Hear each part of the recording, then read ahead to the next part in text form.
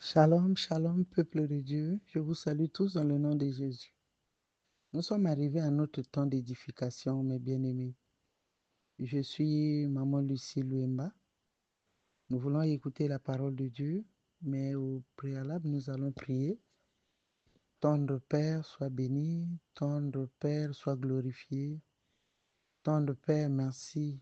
Merci au Dieu pour la vie que tu nous accordes. Merci pour ces moments éternels que tu nous accordes, Yahweh, pour écouter ta parole. Nous venons à toi, éternel, ô Dieu, comme des vases vides. Nous venons à toi, éternel, ô Dieu, Yahweh, assoiffés que nous sommes. Abreuve-nous, éternel, de ta parole. Seigneur, enseigne-nous toi-même. Que ton Esprit Saint soit au contrôle de tout. Parle-nous, Jésus. Que ta parole nous fasse du bien. Béni sois-tu, l'homme de Galilée. Merci pour ton sang qui nous couvre et nous protège au nom de Jésus. Nous avons ainsi prié. Amen. Bien-aimés, nous sommes arrivés à notre temps d'édification. Ce jour, nous voulons écouter la parole de Dieu autour d'un thème que le Saint-Esprit de Dieu a voulu intituler de la manière suivante: croire pour s'aimer et moissonner. Donc, pour s'aimer et moissonner, il faut d'abord croire. Nous avons essayé un peu de chercher ce que veut dire foi et dans son sens étymologique. La foi, c'est faire confiance à quelque chose. Et croire, c'est penser que la chose qu'on dit est vraie. Croire, c'est penser que ce que l'on dit est vrai. Mais croire en qui? Croire en quoi? Bien aimé, c'est croire en la parole de Dieu. Croire en ce qu'une personne dit. Le terme, nous avons dit que c'est croire pour s'aimer et moissonner. Pour s'aimer et moissonner, il faut d'abord croire. Bien aimé, nous allons lire la parole de Dieu dans le livre de Galates 6, le verset 7, au nom de Jésus. Il est écrit: ne vous y trompez pas, on ne se moque pas de Dieu. Ce qu'un homme aura sémé, il le moissonnera aussi. Celui qui sème pour sa chair moissonnera de la chair la corruption, mais celui qui sème pour l'esprit moissonnera de l'esprit la vie éternelle. Bien-aimé, la moisson obéit à cette loi, c'est-à-dire qu'on ne peut récolter que ce qu'on a sémé. Donc, ce qui sème des bonnes choses récoltera aussi des bons fruits. Mais quand on sème, la moisson correspond à la semence que nous avons mise sous terre. Maintenant, la question que je me pose est celle-ci: si moi, je ne crois pas en cette parole que je viens de lire là, ou je viens d'écouter, si je ne fais pas confiance à cette parole, pourrais-je mettre ma semence en terre? Cette parole que nous venons de lire, ne vous y trompez pas, on ne se moque pas de Dieu. Ce qu'un homme sème, il le moissonne. Si je ne crois pas que ce que je sème, je vais le moissonner, est-ce que je vais s'aimer? Je ne s'aimerai pas. Si je ne crois pas que tout ce que je sème là, je vais le récolter, si je ne crois pas en cela, si je ne crois pas à cette parole, cela ne me permettra pas de passer à l'action, cela ne me permettra pas de s'aimer. Mais si je sais que cette loi-là, quand je sème, je récolterai toujours, cela me poussera à s'aimer. Si au lieu de croire, je doute ou je néglige, mettrai-je la semence en terre, mes bien-aimés? Est-ce que j'aurai la moisson plus tard? Non. Si nous ne croyons pas à la parole de Dieu, nous ne nous lancerons pas à l'action, nous ne passerons pas à l'action et il n'y aura pas également la moisson. Bien-aimés, nous allons examiner ce qui suit. Dans le livre de Genèse 26, à partir du verset 1, il est écrit, je lis au nom de Jésus: il y eut une famine dans le pays, outre la première famine qui eut lieu du temps d'Abraham. Et Isaac alla vers Abimelech, roi des Philistins, à Guérar. L'Éternel lui apparut et dit: ne descends pas en Égypte, demeure dans le pays que je te dirai. Séjourne dans ce pays-ci, je serai avec toi et je te bénirai, car je donnerai toutes ces contrées à toi et à ta postérité, et je tiendrai le serment que j'ai fait à Abraham ton père. Bien-aimé, nous avons lu là une parole que Dieu est en train de faire, une promesse que Dieu est en train de faire à Isaac. Isaac a écouté cette parole. Isaac s'est imprégné de cette parole. Bien-aimé, quand Isaac a écouté cette parole, il a réalisé que cette parole est vraie. Isaac a cru en cette parole. Isaac a su que Dieu ne ment jamais. Bien-aimé, fort de cette parole, fort de cette promesse, Isaac est passé à l'action. Isaac s'est mis au travail. Isaac s'est lancé dans le travail. Isaac s'est mis à creuser des puits. La Bible dit qu'il sème dans ce pays parce qu'il a cru en ce que Dieu lui a dit. Dieu lui a dit, reste ici, moi Dieu, je serai avec toi. Moi Dieu, je te bénirai. Comme il a su que le Seigneur lui a dit, ce qu'il a dit, c'est vrai, et ce que Dieu dit, il l'exécute. Isaac a d'abord cru. Puisqu'il a cru, cela lui a permis de passer à l'action. Puisqu'il a cru, cela lui a permis de travailler. Puisqu'il a cru, cela lui a permis de s'aimer. Parce que le travail, c'est la semence. Plus tard, Isaac va récolter ce qu'il est en train de s'aimer. Isaac s'est dit, Dieu, ce que Dieu m'a dit, il le fera. Et voilà pourquoi il a travaillé. Voilà pourquoi il a s'aimé. Voilà pourquoi il s'est mis au travail. Donc, notre thème, nous avons dit que c'est croire pour s'aimer et moissonner. Quand on n'a pas cru en la parole, on ne peut pas s'aimer. Quand on n'a pas bien reçu la parole, on ne peut pas passer à l'action. On ne peut pas travailler. Donc, le problème qui est là, c'est qu'il faut d'abord bien réceptionner la parole, bien réceptionner le thème de la prière, du programme qu'on a donné. Bien aimé, la suite logique de ce passage que nous avons lu l'a dit, Isaac sème dans ce pays et il recueillit cette année de centuple, car l'Éternel le bénit. Cet homme devint riche et il alla s'enrichissant de plus en plus, jusqu'à ce qu'il devint fort riche, jusqu'à ce qu'il devint fort riche. Bien aimé, ce soir, nous avons voulu mettre un accent sur croire, accepter, croire que ce que l'on dit est vrai, croire que la parole qu'on nous a donnée est la vérité, elle va s'accomplir. Et cela va nous pousser à travailler. Alléluia.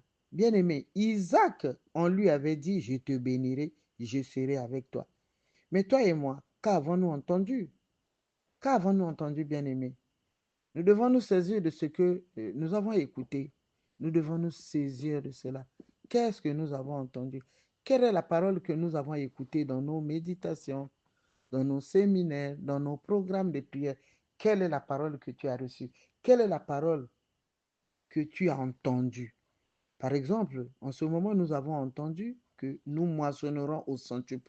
Nous avons un programme de prière intitulé Nous moissonnerons au centuple. Mais qui croit en cela, bien-aimé? Qui croit? Qui s'est saisi de cette parole? Qui s'est déjà saisi de ce thème? Qui s'est imprégné déjà de ce thème? Qui est en train de proclamer déjà ce thème dans sa vie? Qui? Parce que quand on croit, on passe à l'action. Si nous avons cru en ce thème, nous sommes déjà en train de s'aimer parce que la prière aussi, c'est une semence. Si nous avons cru en ce thème, nous serions déjà en train de prier. Parce que j'ai dit, et je le répète, que la prière est une semence. Si nous avons bien reçu ce thème, si nous avons bien reçu cette parole, si nous avons cru en cela, et bien aimé, cela nous poussera à agir. Cela nous pousse à agir. Mais si nous n'avons pas bien accueilli cette parole, mais si nous n'avons pas cru en cette parole, c'est difficile que nous puissions passer à l'action. Le problème, c'est de croire. Nous devons accepter ce programme sans douter. Nous devons accepter cette parole, ce thème sans douter. Passons-nous du temps. La Bible dit que celui qui doute est semblable au flot de la mer, agité par le vent et poussé de côté et d'autre. Mais nous ne devons pas douter. Parce que quand nous doutons, quand nous nous remettons en question ce que nos oreilles ont entendu, bien aimé, nous passons à côté de la bénédiction. Si après avoir écouté la parole de Dieu, Si après avoir écouté les oracles de Dieu, les promesses de Dieu, si nous n'obéissons pas à Dieu, si nous ne croyons pas à ce que la parole de Dieu est en train de nous dire, nous n'agirons pas comme Dieu veut. Nous ne le ferons pas et nous passerons à côté de la moisson. Nous ne moissonnerons pas ce que nous avons sémé si nous ne croyons pas à la parole de Dieu. Nous allons prendre quelques exemples dans la Bible des personnes qui n'ont pas cru mais qui sont passées à côté de la bénédiction. Nous allons lire la parole de Dieu dans le livre de Nombre 20, à partir du verset 8. Pour l'histoire, pour la petite histoire, bien aimé, nous savons que quand les enfants de Dieu ont quitté l'Égypte, le Seigneur les a conduits au désert. Ils ont rencontré beaucoup de difficultés, parmi lesquelles la famine, parmi lesquelles la soif. Bon, si nous parlons de la famine, c'était seulement pour un temps, mais nous savons tous que le Seigneur les a nourris aussi au désert. Mais il arrivait des fois où il manquait d'eau. Alors, quand il leur a manqué d'eau, ils ont murmuré et Moïse a crié à l'Éternel. Et Dieu dit, prends la verge et convoque l'assemblée, toi et ton frère Aaron. Vous parlerez en leur présence au rocher et il donnera ses eaux. Tu feras sortir pour eux de l'eau du rocher et tu abreuveras l'assemblée et leur bétail. Ça, c'est la recommandation que Dieu fait à Moïse. Dieu lui dit, comme le peuple est en train de murmurer, ils ont besoin de l'eau, va, parle au rocher, et le rocher sortira de l'eau que tu donneras au peuple qui boive. Mais Moïse et Aaron convoquèrent l'assemblée en face du rocher. Et Moïse leur dit, écoutez donc, rebelles, est-ce de ce rocher que nous vous ferons sortir de l'eau? Voici ce que Moïse fait. Au lieu de croire en ce que Dieu a dit, parle. Au lieu de parler, il a douté. Il s'est interrogé. Comme toi et moi, quand on dit, nous allons moissonner au sans plus, nous sommes en train de nous questionner. Nous sommes en train de nous poser des questions. Nous sommes en train de douter au lieu de croire. Bien aimé, qu'est-ce qui est arrivé à Moïse? Dans le verset 12, la Bible dit, alors l'Éternel dit à Moïse et à Aaron, parce que vous n'avez pas cru en moi pour me sanctifier aux yeux des enfants d'Israël, vous ne ferez point entrer cette assemblée dans le pays que je lui donne. Bien-aimés, quand j'ai lu cette histoire, nous connaissons l'histoire de Moïse. Nous savons comment Moïse a conduit le peuple de Dieu. Nous savons comment Moïse est allé parler à Pharaon. Nous savons comment par Moïse, le Seigneur a délivré le peuple d'Israël de l'Égypte. Nous savons comment par Moïse, le Seigneur a conduit les enfants d'Israël. Nous savons comment par Moïse, le Seigneur a ouvert les eaux de la mer Rouge et fait passer ce peuple. Et quand le Seigneur a parlé pour la première fois à Moïse, il avait dit à Moïse, tu sortiras mon peuple de l'Égypte et tu le conduiras jusqu'à la terre promise. Voici tout ce grand travail abattu par Moïse. Et finalement, Moïse n'a pas pu moissonner tous les efforts qu'il a eu à semer, tous les efforts qu'il a semés, tout le travail qu'il a eu à faire, tout le bien qu'il a eu à faire. À la fin, Moïse n'est pas rentré dans sa moisson. Moïse n'est pas rentré dans sa récolte, dans sa bénédiction, parce qu'il a douté de ce que Dieu a dit, parce qu'il n'a pas cru. Il est passé à côté de la bénédiction. Il n'a pas cru en la parole qui lui avait été annoncée par le Seigneur. Alléluia, bien-aimé. Nous allons lire encore une deuxième histoire de la Bible. La Bible dit qu'il y avait une grande famine à Samarie au point où les femmes cuisaient leurs enfants nus de savon. Donc à Samarie, il y avait une grande famille. Les hommes, c'est-à-dire les femmes, préparaient, cuisaient leurs enfants pour les manger. Alors, dans 2 Rois 7:1, Élisée dit, écoutez la parole de l'Éternel, ainsi parle l'Éternel. Demain à cette heure, on aura une mesure de fleur de farine pour un cycle et 2 mesures d'orge pour un cycle à la portée de Samarie, à la porte de Samarie. L'officier sur la main duquel s'appuyait le roi répondit à l'homme de Dieu, quand l'Éternel ferait des fenêtres au ciel, pareille chose arriverait-elle? Et Élisée dit, tu le verras de tes yeux, mais tu n'en mangeras point. Donc, je disais qu'il y avait une famine dans le pays, une famine dans la ville. Mais l'homme de Dieu a prononcé une parole. Il dit, demain à cette heure-ci, il y aura à manger. La Bible dit, il y avait un officier sur lequel s'appuyait le roi. Il répondit à l'homme de Dieu, même si Dieu fait les fenêtres au ciel, une pareille chose ne pourra pas arriver, tellement que la famine était grande. Lui, il n'a pas cru. Il n'a pas cru que demain, à cette heure-là, il y aura à manger dans cette ville. Mais l'homme de Dieu lui dit, il y en aura, tu le verras de tes yeux, mais tu n'en mangeras pas. C'est la même chose avec Moïse. Moïse n'a pas conduit les enfants d'Israël jusqu'à la terre promise à cause du doute, parce qu'il n'a pas cru en ce que le Seigneur a dit. Et l'officier sur la main duquel se reposait le roi n'a pas aussi vécu cette bénédiction parce qu'il a rejeté la parole de Dieu, parce qu'il n'a pas intériorisé la parole de Dieu, parce qu'il ne s'est pas imprégné de ce que Dieu avait dit, de la même manière que Moïse. Alors, la Bible dit dans 2 Rois 7, le verset 17, je lis au nom de Jésus, c'est une langue d'histoire, mais j'ai épinglé sur moi la fin. Le roi avait remis la garde de la porte à l'officier sur la main duquel s'appuyait. Mais cet officier fut écrasé à la porte par le peuple et il mourut, selon la parole qu'avait prononcée l'homme de Dieu quand le roi était descendu vers lui. Donc la Bible dit que exactement, réellement, comme l'homme de Dieu l'avait dit, il y a eu abondamment à manger à Samarie. Et comme les gens se ruaient sur la nourriture, cet officier avait été écrasé par la foule. Il mourut et il a vu la nourriture, mais ne l'a pas mangée à cause du doute, parce qu'il n'avait pas cru, parce qu'il avait rejeté la parole prononcée par l'homme de Dieu. Mais nous avons cette parole qui est prononcée là. Nous avons ce thème qui dit, nous moissonnerons au centuple. L'as-tu cru déjà? Est-ce que tu y as déjà cru? Est-ce que nous sommes d'accord? Est-ce que nous avons accepté positivement cette parole? Et si nous avons accepté positivement cette parole, nous passons à l'action.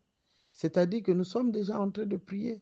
Au cas contraire, nous passerons à côté de la bénédiction si nous ne croyons pas que la semaine prochaine, nous allons moissonner au centuple.